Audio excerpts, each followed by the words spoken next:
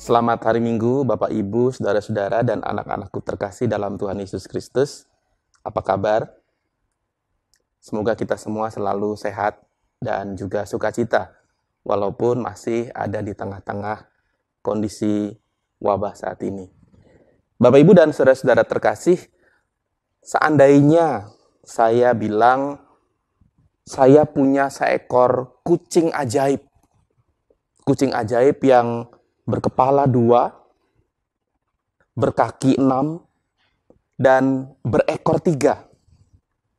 Ya, seperti gambar yang tampak berikut ini. Kira-kira kalau saya bilang saya punya kucing ajaib yang berkepala 2, berkaki 6, dan juga berekor 3 seperti itu, apakah Bapak Ibu Saudara dan juga anak-anak akan percaya begitu saja? Saya kira kok tidak semudah itu untuk percaya. Pasti respons saudara adalah, mana fotonya? Mana videonya? Orang zaman sekarang seringkali bilang, no pic sama dengan hoax. Atau kalau tidak ada fotonya, tidak ada videonya, maka berarti itu adalah hoax atau kabar bohong. Atau bahkan mungkin saudara akan datang langsung ke rumah saya untuk mengecek, benar atau tidak ini tadi Pak Pendeta bilang punya kucing ajaib seperti itu. Untuk melihat dan membuktikan sendiri kebenaran dari omongan saya itu. Nah, Bapak Ibu Saudara, keingintahuan dan keinginan untuk melihat serta membuktikan kebenaran adalah bagian dari naluri dasar manusia. Tidak cukup kalau kita hanya menerima begitu saja apa kata orang.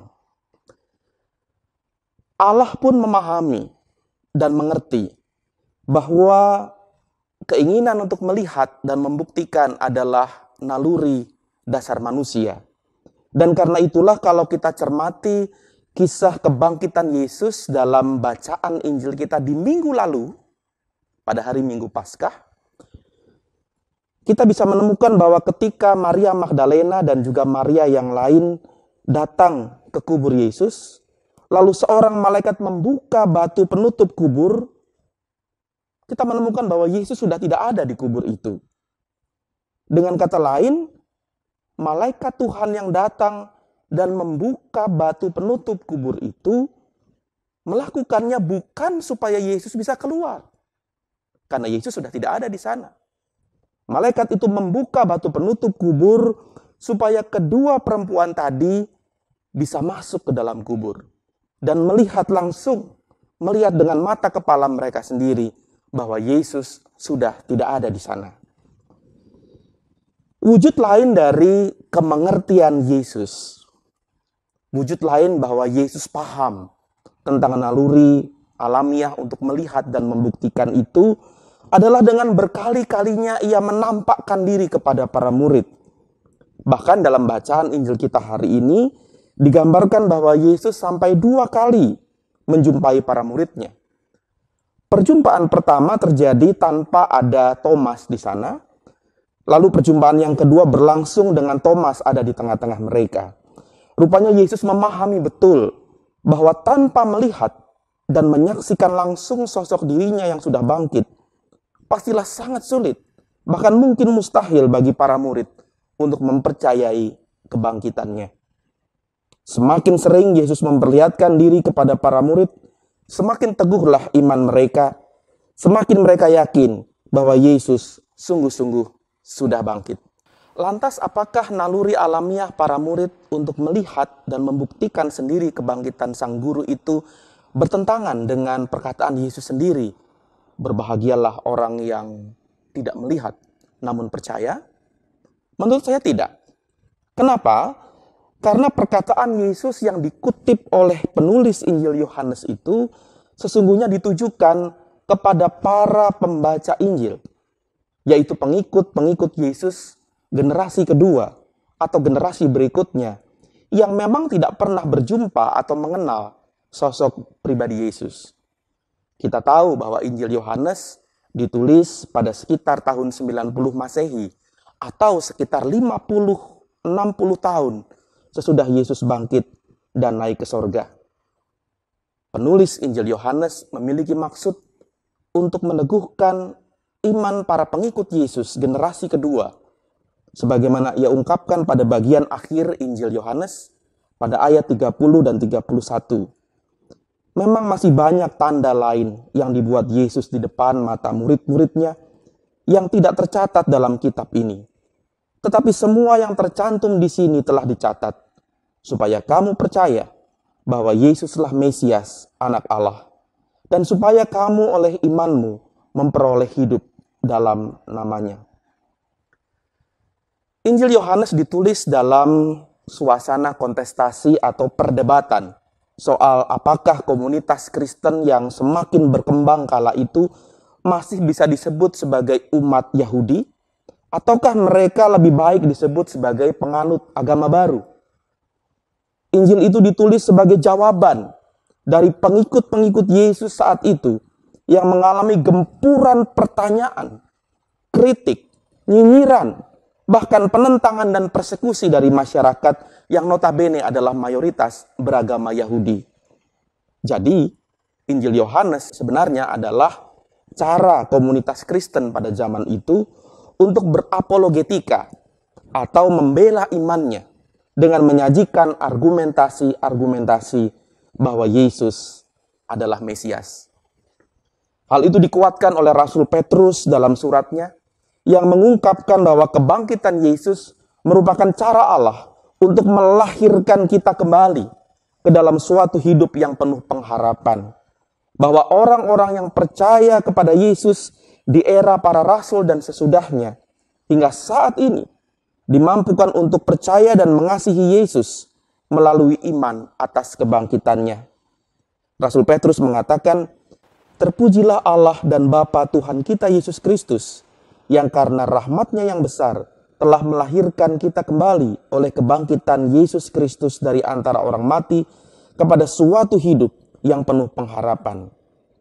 Lalu pada ayat 8 dikatakan, "Sekalipun kamu belum pernah melihat Dia, namun kamu mengasihinya. Kamu percaya kepada Dia, sekalipun kamu sekarang tidak melihatnya." Sahabat-sahabat terkasih dalam Tuhan Yesus Kristus, lantas bagaimana kita memaknai perkataan Yesus tersebut di masa kini? Berbahagialah orang yang tidak melihat, namun percaya. Bagaimana kita memaknai ucapan itu di era informasi, bahkan di era post-truth sekarang ini, di mana kebenaran seringkali menjadi kabur oleh subjektivitas perasaan manusia. Menurut Adherence, lembaga independen non-religius yang memonitor perkembangan agama-agama di seluruh dunia, saat ini ada sekitar 4.300 agama di seluruh dunia, dengan 12 agama utama yang memiliki paling banyak penganut. Di Indonesia sendiri kita tahu ada 6 agama plus aliran kepercayaan yang dibina oleh Kementerian Agama Republik Indonesia. Jadi agama Kristen hanyalah salah satu dari sekian banyak agama-agama di dunia. Nah, perkataan Yesus, "Berbahagialah mereka yang tidak melihat namun percaya," di era zaman sekarang justru telah berkembang. Bukan hanya menjadi suatu apologetika, bukan hanya menjadi suatu cara untuk membela iman, tetapi telah menjadi suatu panggilan kudus kepada umat Kristen untuk membangun iman percaya di tengah dunia dengan menghadirkan pengharapan dan kasih. Atau dengan kata lain, di era sekarang ini kita berapologetika melampaui sekadar kata-kata, baik lisan maupun tulisan. Melainkan kita berapologetika melalui cara hidup, melalui sikap, tindakan, dan perilaku keteladanan kita di tengah dunia. Kita memperkatakan iman kita secara visual, secara eksperiensial, secara nyata dan berdampak, dengan membuka hidup kita untuk terlihat, terasakan, teralami, dan terhubung dengan orang-orang di sekitar kita. Ketika orang melihat, merasakan, dan mengalami kebaikan, kemurahan kasih, dan kebaikan hati bersama-sama dengan kita, mereka pun mengenal siapa Yesus yang adalah sumber inspirasi dan motivasi kita. Sahabat-sahabatku terkasih, di tengah kondisi pandemi atau wabah ini, saya mengajak kita semua umat Kristen untuk berapologetika melampaui kata-kata. Memperkatakan tentang Yesus melalui cara-cara yang lebih mengena dan lebih relevan, yaitu dengan saling menjaga, saling berbagi, saling menopang, dan saling menyejukkan satu sama lain. Kita saling menjaga dengan tetap menjaga mobilitas minimal kita di tengah-tengah PSBB yang saat ini dijalankan oleh pemerintah. Kita tetap sedapat mungkin tetap tinggal di rumah saja. Kita saling berbagi dengan merelakan apa yang kita punya untuk juga dinikmati oleh orang-orang di sekitar kita. Baik itu makanan, minuman, bahan pokok, uang, masker, hand sanitizer, atau apapun yang kita miliki yang bisa dibutuhkan bersama-sama. Kita saling menopang dengan tidak membiarkan para pelaku ekonomi dan pekerja-pekerja harian kehilangan rezeki dan pendapatannya. Dan kita saling menyejukkan satu sama lain dengan terus berbagi kabar-kabar yang positif, kabar-kabar yang menyemangati, yang tidak semakin membuat orang khawatir dan cemas, melainkan justru yang membangun optimisme dan semangat hidup. Persekutuan Gereja-Gereja di Indonesia atau PGI telah menyerukan bahwa bentuk diakonia gereja yang paling tepat dilakukan di masa wabah ini adalah diakonia berbasis keluarga, di mana keluarga-keluarga Kristen menjadi pelopor kepedulian dan aksi kasih yang konkret untuk merawat kehidupan bersama di tengah-tengah masyarakat.